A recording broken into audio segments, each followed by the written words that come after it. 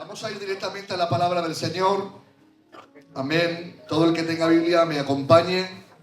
Aleluya. Vamos a leer en el libro de Deuteronomio, Deuteronomio capítulo 6, verso 4 hasta el 9. Dice así la palabra del Señor. Leemos en el nombre del Padre, del Hijo y del Espíritu Santo. Desde el 4 hasta el 9 dice: Oye Israel, Jehová nuestro Dios, Jehová uno es. Amarás a Jehová tu Dios con todo tu corazón y con toda tu alma y con todas tus fuerzas. Y estas palabras yo te mando hoy estarán sobre tu corazón y las repetirás a tus hijos y hablarás de ellas estando en tu casa y andando por el camino y al acostarte y cuando te levantes. Las atarás como una señal en tu mano y estarán como frontales de tus ojos y las escribirás en los postes de tu casa y en tus puertas. Amén. Cierra tus ojos unos segundos. Padre Dios de la gloria, Señor, tu palabra ha sido leída. Tu palabra, Señor Padre, que es nuestra única conducta de fe y práctica, Señor.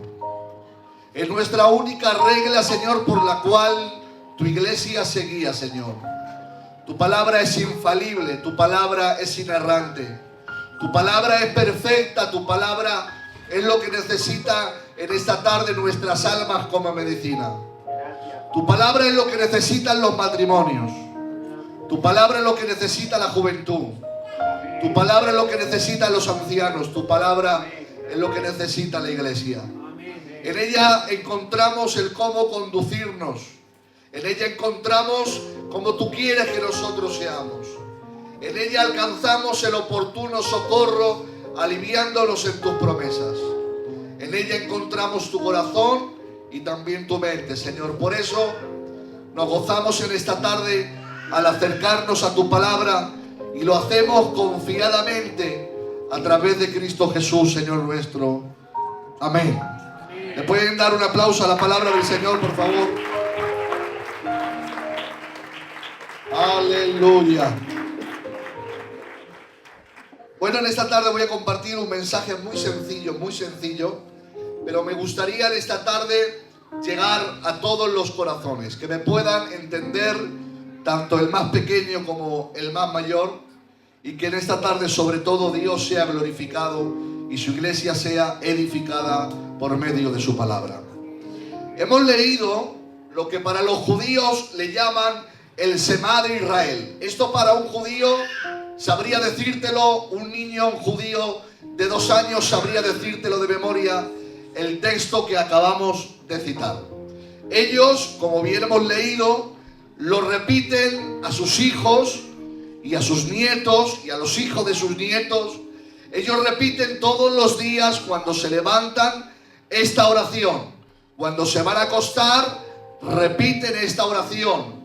Y en los dinteles de las puertas de las casas tienen también escrita esta oración. Ellos le llaman el Semá de Israel.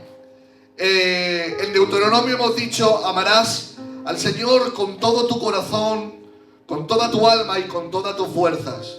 Y luego en Marcos, capítulo 12, el Señor dice casi lo mismo y dice: amarás al Señor con todo tu corazón, con toda tu alma, con todas tus fuerzas y con toda tu mente. Y eso es de lo que quiero predicaros en esta tarde. El Señor quiere todo de ti. Dios no quiere ser uno más en una larga lista de cosas que hayan en tu corazón de las cuales ames. Lo voy a volver a repetir. Dios no quiere ser uno más en una larga lista de cosas que haya en tu corazón de las cuales amas. Dios quiere ser el primero en tu corazón. Dios no quiere compartirte tampoco con nada ni con nadie. Dios quiere tener la exclusividad de tu corazón.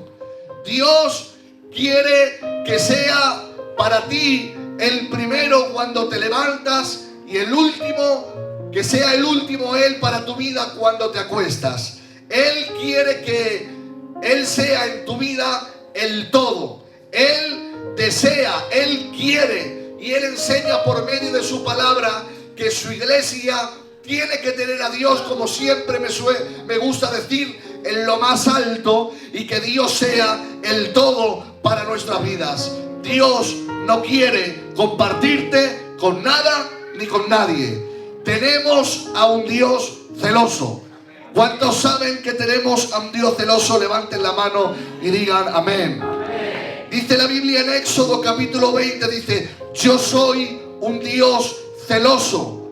Pero no, Dios no es un Dios celoso como los celos que se hablan en Gálatas capítulo 5 acerca de la obra de la carne, que dice que son celos, ira y todas esas cosas. Dios no tiene celos como los seres humanos podemos tener. Dios tiene celos porque Él te anhela celosamente y Dios quiere que seas solo y exclusivamente para Él. En resumidas cuentas, Dios quiere que tú le ames. ¿Cuántos aman al Señor? Digan amén. En esta tarde la exigencia de la palabra es muy alta. En esta tarde la exigencia, la demanda de la palabra es muy alta. Es muy alta para mí que la estoy predicando, el primero, y es muy alta para cualquiera de todos los que estamos aquí. A veces lo reflejamos en la luz de la palabra, y la luz de la palabra es un espejo que es tan limpio que cuando me miro reflejado en este espejo tan limpio, solamente puedo ver mi suciedad y mis defectos. Porque a veces la palabra es tan limpia y la demanda es tan grande que solamente tengo que decir: Señor, yo solo no puedo. He entendido que yo solo fracaso tantas veces, así lo intenté, pero una cosa sí, mi vida depende de ti. La exigencia muy alta: amarás al Señor con todo tu corazón. Repite conmigo: amarás al Señor con todo tu corazón.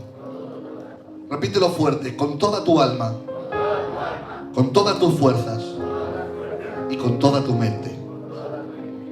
Dice en Primera de Juan, capítulo 4, verso 19, que nosotros podemos amar a Dios porque Él nos amó a nosotros primero. O sea, este versículo quiere decir que nadie, y cuando digo nadie, es nadie puede amar a Dios si antes no ha nacido de nuevo. Nadie en este mundo puede decir que ama a Dios y lo hace verdaderamente si primeramente no ha nacido de nuevo. Porque primeramente, cuando naces de nuevo, tú eres capaz de amarle a Él porque has entendido este principio, que Él te amó a ti primero. Entonces, según la palabra, aleluya, hemos entendido eso, que Dios comparte su naturaleza amorosa con nosotros para que nosotros podamos amar como Él ama. Lo digo de otra manera: Dios comparte sus atributos, algunos de sus atributos con la iglesia, y uno de ellos es el amor. Dios es ¿qué? Díganlo fuerte: Dios es amor. Entonces Dios comparte su naturaleza amorosa con sus hijos, de tal manera que en nosotros se impregna ese carácter de amor, porque dice que el que no ama no ha conocido a Dios. Y nosotros tenemos la capacidad de amar porque Dios nos amó primero. Hemos nacido de nuevo, su naturaleza ha sido impregnada en nosotros y ahora nosotros tenemos la capacidad de amar como Dios ama. No de amar como el mundo ama, sino de amar como Dios ama. Porque el amor de Dios, el amor del mundo, perdón, es un amor egoísta. El amor del mundo es un amor que yo te amo según lo que tú puedas darme. Yo te amo según lo que tú puedas ofrecerme. Yo te amo según mi conveniencia. Ese es el amor del mundo, pero el amor de Dios es diferente. Y me alegro en esta tarde de poder predicarlo. Que Dios, el amor de Dios es distinto porque Él nos amó cuando nosotros éramos enemigos de Él.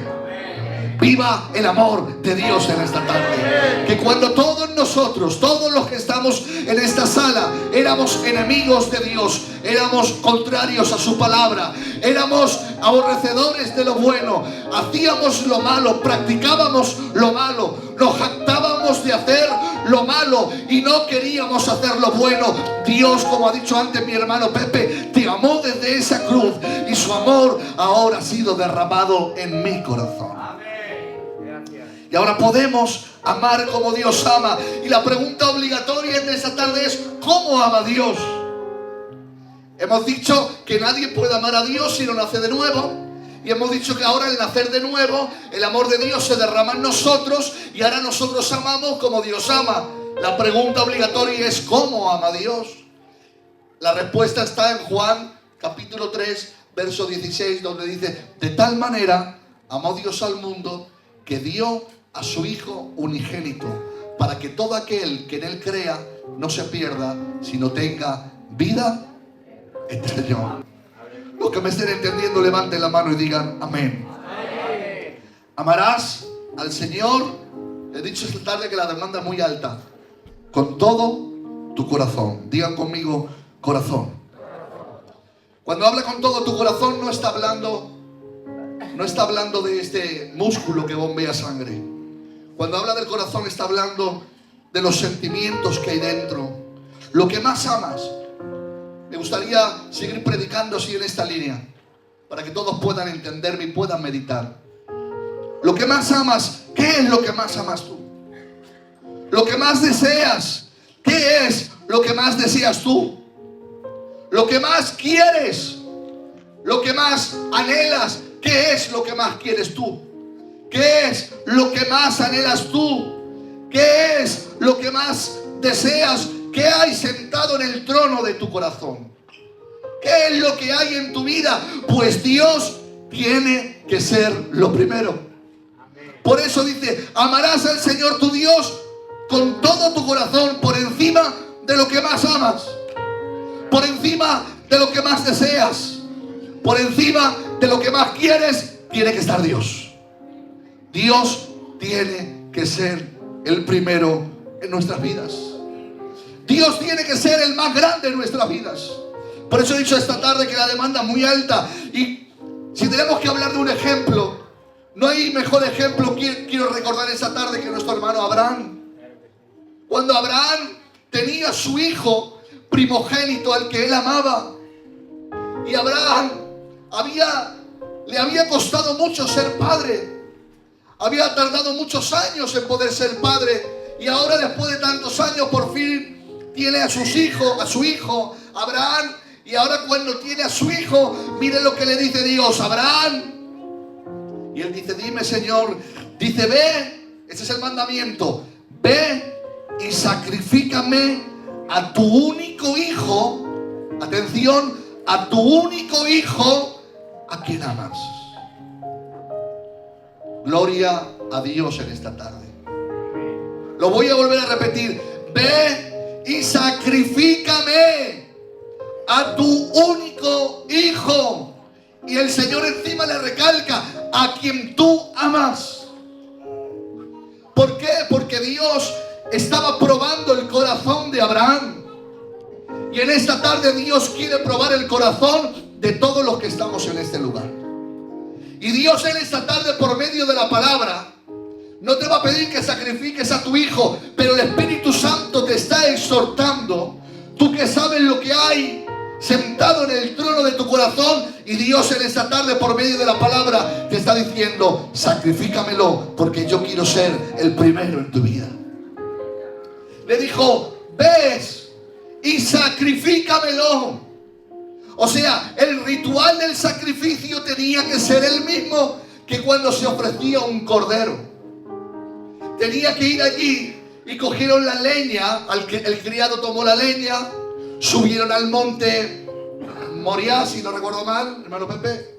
Subieron al monte Moriah, y cuando subió al monte, ató de pies y manos a aquel hijo a quien él amaba, encendió la leña. Yo me imagino el hijo le diría: papá, este hombre se ha vuelto loco. ató de pies, lo ató de manos, encendió el altar. De hecho, el hijo le preguntó, padre, tenemos la leña, tenemos el cuchillo, pero ¿dónde está la víctima? ¿Dónde está el sacrificio? Él estaba decidido a matar, a sacrificar, no de cualquier manera. Atención, escúchenme bien, tenía que clavarle el cuchillo por la vena aorta del cuello. Tenía que cortarle la yugular. Tenía que hacer que su hijo se desangrara en las manos de Abraham, en el altar que había preparado. Cuando el hijo estuviera degollado y hubiera perdido toda la sangre, tenía que rajarlo, todo lo que es desde el pecho hasta la barriga, sacar las grosuras, el corazón, los pulmones, los órganos del cuerpo, tenía que sacarlos y tenía que ofrecerlos en el fuego. Y luego tenía que ofrecer a su hijo Abraham. Ese era el procedimiento, cómo se sacrificaba el cordero. Y Abraham iba preparado. Pues en aquella época había una costumbre que sacrificaban a niños. No el pueblo de Dios, sino el pueblo pagano. Sacrificaban a los niños a un dios, a un demonio, llamado Moloch. Abraham había escuchado de eso y iba dispuesto a sacrificar al hijo que más amaba. Sería muy difícil, hermanos queridos que me estáis escuchando, sería muy difícil la tarea que Dios le había encomendado, pero Abraham había entendido un principio que estamos predicando en esta tarde: el Señor es lo primero en mi corazón. El Señor es lo primero en mi corazón. Amarás al Señor con todo tu corazón. Amarás al Señor con toda tu alma. Eso no es la parte emocional. Las emociones, amarás al Señor con tus emociones. Amarás al Señor con tus sentimientos. Amarás al Señor con tu voluntad. Esta es la parte almática. Amarás al Señor con tu conciencia. Amarás al Señor con tu raciocinio, con tu forma de pensar. Amarás a Dios con tus pensamientos. Amarás a Dios con tus decisiones. Amarás a Dios, atención a esta, con tu dinero. Amarás a Dios con toda tu alma. Todo lo que hemos hablado en esta tarde es muy difícil. Amar a Dios por encima de mis emociones, por encima de mis sentimientos, por encima de lo que yo siento.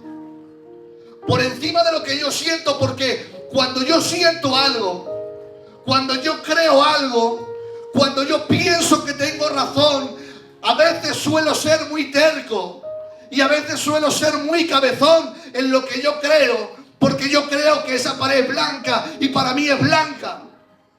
Pero voy a daros una noticia. Dice la Biblia que engañoso y perverso es el corazón del hombre más que ¿qué? Que todas las cosas. Entonces yo tengo que poner mis pensamientos bajo el filtro de la palabra de Dios. Y si lo que yo estoy pensando, si lo que yo siento, si lo que yo deseo va acorde de la palabra, Dios desde el cielo te dice ok. Pero si lo que yo pienso, lo que yo deseo no va acorde a la palabra, entonces es una buena tarde y es un buen momento para examinarnos a nosotros mismos. ¿Están de acuerdo conmigo? Digan amén. Con nuestros sentimientos, con nuestra voluntad, con nuestra conciencia, con nuestro raciocinio, con lo que más deseas. Y he puesto aquí el dinero, porque hay personas que lo que más desean y lo que más aman es el dinero. Yo hago una pregunta en esta tarde. ¿Acaso Dios necesita tu dinero? Contésteme a alguien, por favor. ¿Acaso Dios necesita de tu dinero? ¿Acaso la ofrenda que pasamos cuando el hermano Josué pasa la ofrenda y se cierra esa caja, desaparece misteriosamente y aparece en el cielo? ¿Acaso Dios necesita euros para poder comprar? Dios no necesita tu dinero. Dios tampoco necesita mi dinero. Pero Dios quiere probar tu corazón. Porque hay personas que aman tanto al dinero que saben, la única vez que Jesús habló de otro como un Dios, se refirió al Dios como el dinero. Porque el ser humano, desde toda la historia, ha tenido tanto amor a la vanagloria, a las riquezas, al aparentar, al ser, al tener, al querer, que eso ha quitado del lugar a Dios. Y en esta tarde estamos predicando de todo lo contrario, que Dios tiene que estar por encima de todas las cosas. Hay personas que vienen a la iglesia, vienen a los cultos y no le importa la economía de la iglesia. De aquí se ha dicho muchas veces, y voy a salir rápido de ese tema, que no hemos llegado para pagar y siempre somos los mismos los que tenemos la carga por que esto siga hacia adelante. Yo lo he visto con mis propios ojos. El pastor decirlo desde aquí, que va la cosa económicamente muy mal, pasar la ofrenda y gente echar €1. Eso no es amar a Dios por encima de todas las cosas. Estás amando más tu bolsillo y estás amando más tu necesidad que a Dios. Por supuesto, no hace falta decir las personas que no puedan. Las personas que no puedan, bastante dolor ya tienen en su corazón. Estamos hablando de la gente que puede. Dios, y salgo de aquí, no necesita tu dinero, pero Dios quiere probar lo que hay en tu corazón. Los que me estén entendiendo digan amén. Amén. Amar a Dios por encima de lo que siento, por encima de lo que creo, por encima de lo que amo. Que su palabra esté por encima de lo que yo quiero, lo que yo deseo. Y cuando pienso todo esto, no tengo más remedio que pensar en nuestro hermano Job. Nuestro hermano Job nos dio una enseñanza. Y nos dio una enseñanza tremenda de amar a Dios por encima de todas las cosas. Job fue capaz de amar a Dios a pesar de que perdió sus 10 hijos. Job fue capaz de seguir amando a Dios a pesar de que perdió toda su economía. Job fue capaz de seguir amando a Dios a pesar de que perdió el amor y el cariño de su esposa. Job fue capaz de seguir amando a Dios a pesar de que había perdido el cariño y la compañía de sus amigos. Porque en aquel tiempo había una creencia que se decía que si te acontecía una ruina o te acontecía algún mal, era porque era castigo divino. Se creía eso entonces. Entonces los amigos de Job se dirigían a Job como diciendo: Job, algo malo habrás hecho. No quiero entrar mucho aquí, había perdido los hijos. Tanto es el sufrimiento de Job que hay incluso algunos, equivocadamente hablando, que han querido desacreditar este libro diciendo que es una historia ficticia. Yo he escuchado eruditos de la palabra decir que es una historia ficticia, tipo una parábola, para darnos una enseñanza. Y dicen los que alegan esta postura que es imposible que un hombre aguante tanto sufrimiento.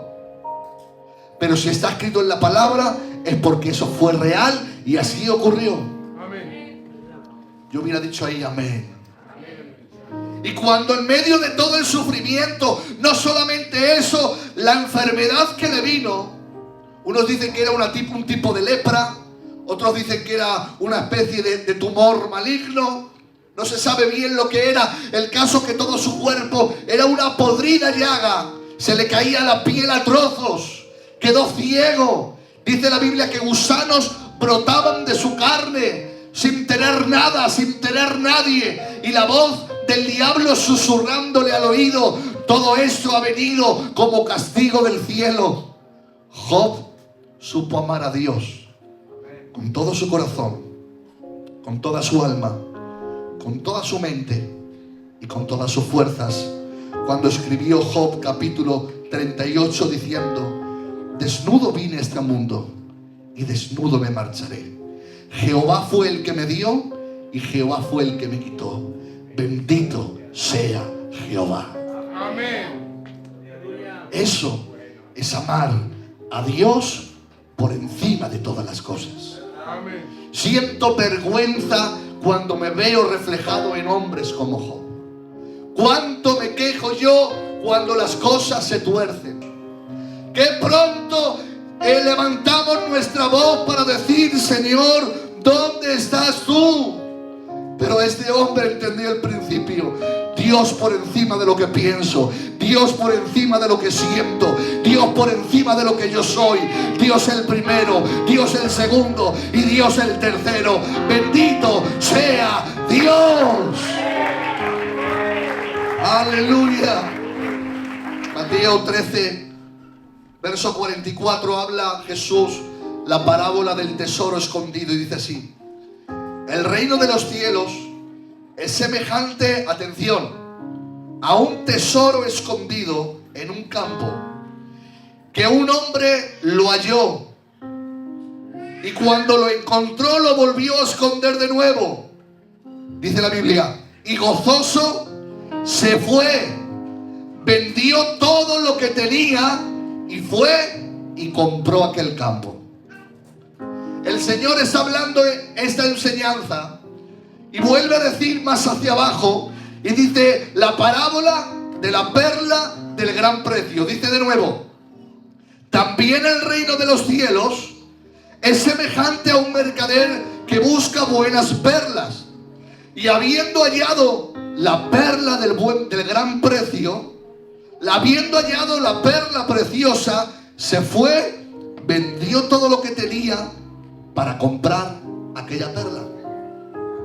Arriba dice que fue y vendió todo lo que tenía para comprar el campo. Y luego abajo dice que fue y vendió todo lo que tenía para comprar la perla. En la perla y el campo es Cristo. Amén. Es Jesús.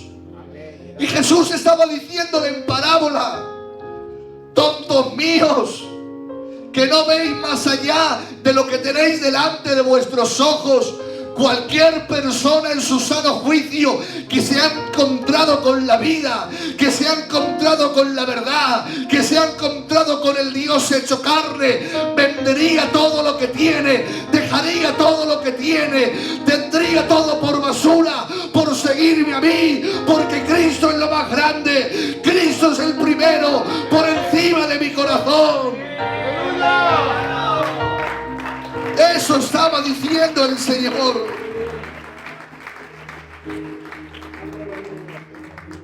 Dice, y el hombre gozoso,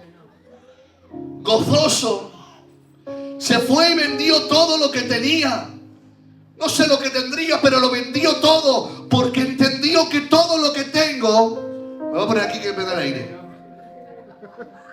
Todo lo que tengo, mi casa, mi furgoneta, mi coche, todo lo que tengo no tiene valor comparado con lo que he encontrado. Si comparo todo lo que había en mi vida, todo lo que yo era, y ahora lo comparo con la vida que la he encontrado, me he dado cuenta que lo que tenía no vale para nada. Por eso dice, gozoso se fue, lleno de gozo, lleno de alegría, lleno de satisfacción. Vendió todo lo que tenía para alcanzar a Cristo. Gracias, papá. Y eso somos nosotros. La iglesia, aleluya, lo hemos dejado todo por el Señor. Vamos a leer, Pepe, por favor, toma el micro. Filipenses capítulo 3, estamos en la recta final. Desde el 4 hasta el 8, por favor. Dice así la palabra: aunque yo tengo también de qué confiar en la carne. Pablo, perdona. Atención. Pablo está hablando de los judíos que tanto se jactan, que tanto se glorían en lo que habían conseguido humanamente.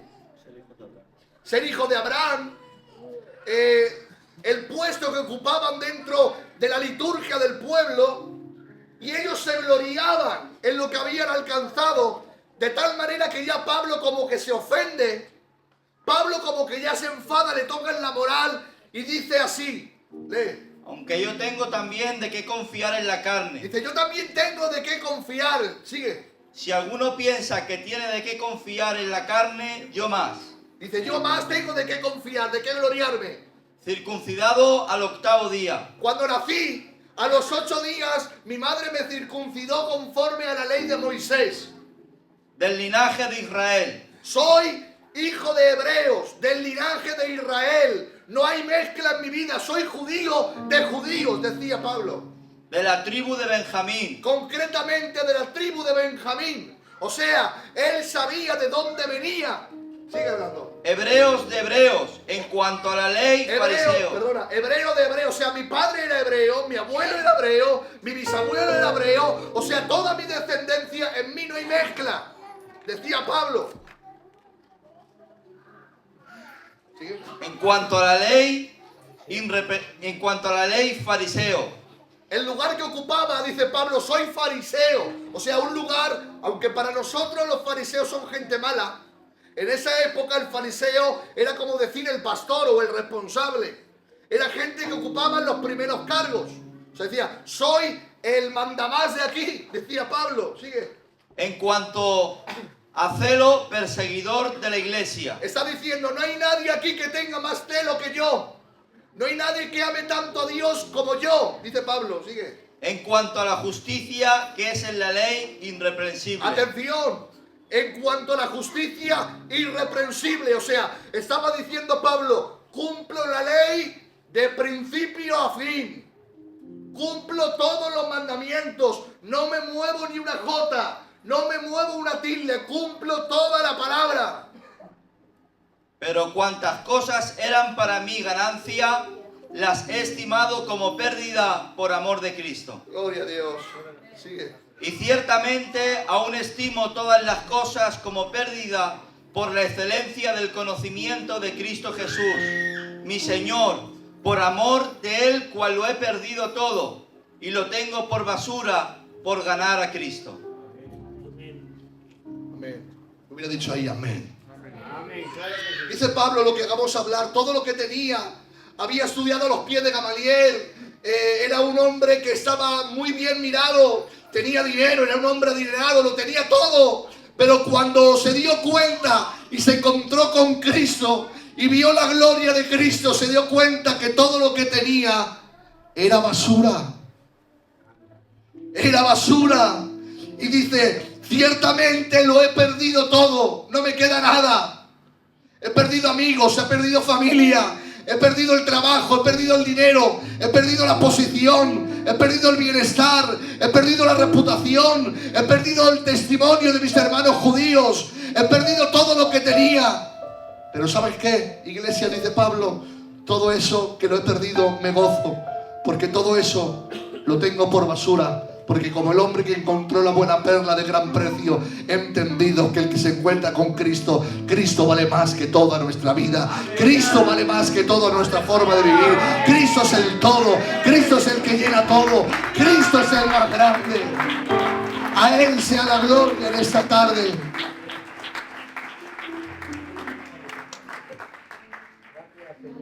Todo. Yo voy a terminar con esto. Lo perdió todo. La pregunta es, ¿qué has perdido tú por Jesús? ¿Qué has dejado tú por Jesús? ¿Qué has entregado tú? ¿Le has entregado tu corazón? No me conteste nadie. ¿Le has entregado tu mente? ¿Le has entregado tus fuerzas? Porque en la iglesia todavía se ve gente que todavía están muy vivos. Todavía hay gente que se ve que aman todavía demasiado las cosas que antes tenían. En la iglesia se puede ver gente que todavía siguen amando mucho su antigua naturaleza. Cuando nosotros tenemos que pensar en nuestra antigua naturaleza y llorar. Llorar de arrepentimiento. Llorar por lo que éramos antes. Eso tiene que ser nuestra condición. No decir, no, yo es que antes era. Yo antes, válgame, no es que me aguantara. Tengo que llorar, pidiéndole perdón al Señor por lo que yo antes era, porque ahora he encontrado la perla del gran precio. Y termino con una historia. Apareció un joven corriendo Y dice la Biblia que clavó las rodillas delante del Señor y le dijo: Maestro bueno, ¿qué he de hacer para alcanzar la vida eterna? Y Jesús le dijo: ¿por qué me llamas bueno? Si bueno solamente es Dios. No voy a entrar ahí. Él le dijo una pregunta, dice: ¿qué debo de hacer para alcanzar la vida eterna? Y el Señor le contestó conforme a su pregunta: guarda los mandamientos.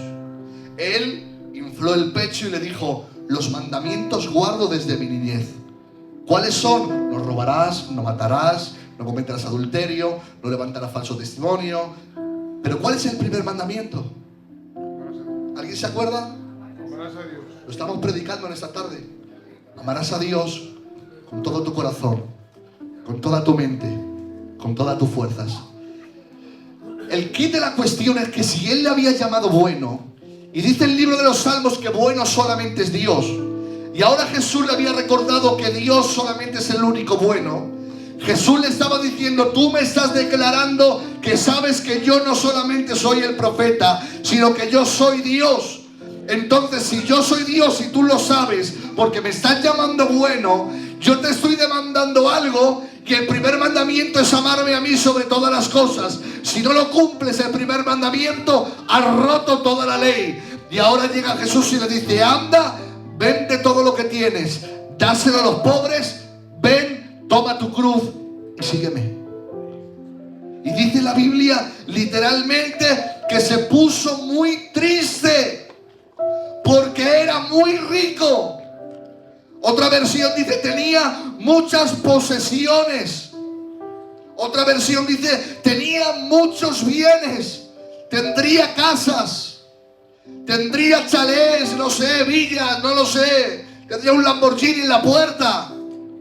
Tenía mucho dinero, una cuenta corriente con muchos ceros. Tenía mucho dinero, dice que era muy rico. Y el Señor le dijo: hoy el primer mandamiento es claro, amarás a Dios sobre todas las cosas. Y te voy a demostrar, te voy a hurgar en el corazón que tú no cumples los mandamientos, porque infló el pecho diciendo: cumplo todos los mandamientos desde mi niñez. Y el Señor le dijo: te voy a escarbar para que tú mismo te des cuenta de que no los cumples. Amar a Dios por encima de tu dinero. Ves y vende todo lo que tienes, dáselo a los pobres y sígueme. Entonces él se dio cuenta que amaba más al dinero que a Dios. Dice: se fue muy triste porque lo que le había ofrecido era un trato muy poco atractivo. Era un trato que no tenía glamour. Le dijo: vende todo lo que tienes, todo el trabajo todo el fruto del trabajo de mis manos, tantos años trabajando, todo mi esfuerzo, todo mi sudor, todo lo que me ha costado tener lo que tengo, y ahora me dices que lo venda. Y el Señor le dice: vende todo lo que tienes. No solamente véndelo, dáselo a los pobres. Pero ¿cómo le voy a regalar todo lo que tengo a los pobres? Imaginaros solamente y poneros en contexto que venga el Señor y lo poco que tiene, Manolico, que te diga: vende tu casa, vende tu permiso, coge las 4 perras que tienes en el mueble y ves a un mendigo y regálaselos. Dice: este hombre se ha vuelto loco. Pero el Señor es así. Es así. Porque el Señor quería ver lo que había en su corazón. Quería ver lo que había dentro de él. Y le dijo: todo lo que tienes, dáselo a los pobres. Y dice: no solamente eso, toma tu cruz. El Señor todavía no había muerto en la cruz. Y para ellos la cruz era algo de criminales. Era algo de asesinos, era algo de gente baja, era algo de ladrones, de embusteros, de traidores a la patria. Dice: toma tu cruz. Pero ¿cómo que tome mi cruz? ¿Qué me está diciendo este hombre? ¿Que venda todo lo que tengo? ¿Que se lo dé a los pobres? ¿Que tome una cruz? Me está ofreciendo que venda todo lo que tengo por morir. Ese trato a mí no me gusta. Dice: y se fue muy triste. Pero mire, lo que más me llama la atención, dice: toma tu cruz, véndelo y sígueme. Le estaba ofreciendo el Señor el mayor trato que le habían hecho en toda su vida y él no lo sabía. Le estaba ofreciendo ser uno de sus discípulos. Le estaba diciendo: vende todo lo que tienes, Vende todo lo que tienes y compra este campo. Vende todo lo que tienes y compra esta perla. Para ti no es un trato atractivo, para ti no es un trato lujoso. Te piensas que te estoy engañando en ese trato, pero este trato vas a salir ganando, porque dice: si haces eso tendrás tesoros en el cielo y no en la tierra, donde el orín lo corrompe. Si haces lo que yo te digo, tendrás tesoros en el reino de los cielos. Este trato sí que es bueno, porque el Señor, cuando trata con tu vida, trata para beneficio de tu alma, para que tu alma se enriquezca y tu alma llegue al reino de los cielos. Vende todo lo que tienes, toma tu cruz y sígueme, y voy a hacer de ti uno de mis discípulos. Estaba ofreciendo el mejor trato de la historia. Qué poca visión tuvo ese hombre, que rechazó el mejor trato de su vida. Si era un hombre adinerado, seguramente había hecho muchos tratos en su vida, pero el mejor lo perdió, se le escapó, y dice, se fue muy triste. Y termino con esto. El Señor dice: es más difícil que un rico entre al reino de los cielos que un camello pase por el agujero de una aguja. ¿Qué quiere decir esto? ¿Que los ricos no van al cielo? No. Está hablando de la gente que no tiene a Dios por encima de todas las cosas. Si Dios no es el todo de nuestras vidas, hermanos, si Dios no es el todo para mí, tengo un problema. Si Dios no es el todo para ti, tienes un problema. Porque Dios tiene que ser por encima de todas las cosas. Cierra tus ojos en esta tarde.